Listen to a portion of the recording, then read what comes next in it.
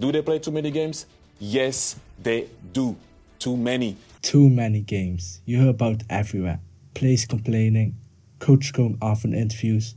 But is it really that bad? Or are they just whining? Take this season. The team that's played the most games is Real Madrid with 65 games. 65 games, and as I'm writing this, they're still active in the Club World Cup. Other top teams like Manchester City, Barcelona and Inter are not far behind. 10 years ago, the best teams played around 6 to 10 games less yearly, which does not seem like a lot, but those minutes do add up. It's a mix of the expansion of the Champions League and Europa League, and to extent also the Conference League. Let's not forget the format of the new Club World Cup, which basically is the Club World Month, and Nations League. If you add it all up, the schedules of the players are packed, and in summer they don't have a lot of time to rest. The reason of all these games getting added? If we search it up, it's mostly FIFA and UEFA being money hungry, and if we're being honest, it's not far from the truth. A game every 3 days, from October until April, is something Inter had this year. If a team has to perform with such frequency, injuries and fatigue will come as you go. That's not really ideal for a team. Imagine your best player being out for the title decider, or if your team is too mentally tired to string 2 passes together. All these things happen more often, because of that evil, packed schedule. It is detrimental to the team's success and to the fans enjoyment of the game. Thierry Henry, for example, said last Euros, you could see that top players like Rodri misplaced passes because physically and more importantly mentally they were not fresh. They were cooked, I would say. Now people say, in basketball the Indiana Pacers played 105 games. Well, that's true, but guess what? They also got 4 months off. And let's not get started on the difference in muscle loads these two sports have, which makes comparing them difficult as is.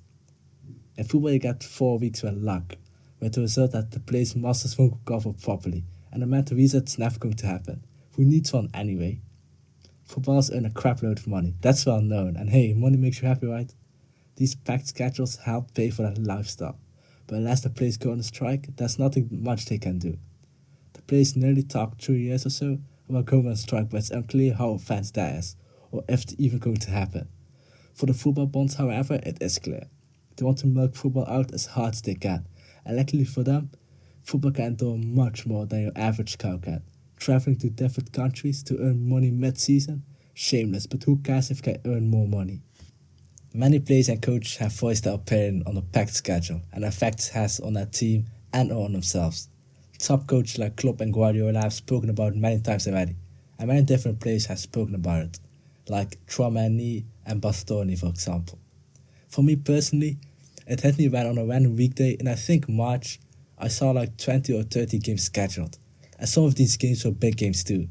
That's when I thought, yeah, that's too much football, even more than a fan around at times.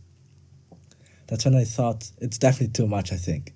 Don't get me wrong, when I watch the game I still enjoy it, but sometimes when there's less football you will be more grateful and enjoy the games more, because for less burnout I think. So instead of milking football, let's go reduce the games. It's better for most parties, so why not do it? Anyways, what do you guys think? Are there too many games right now? How does all of this affect you guys? I love talking about bullcrap and all that, but sometimes it's also nice to be serious and try to use our big brains for once, but not for too long. I genuinely want to thank you guys if you end up watching the entire video. See you soon, hopefully. Bye bye.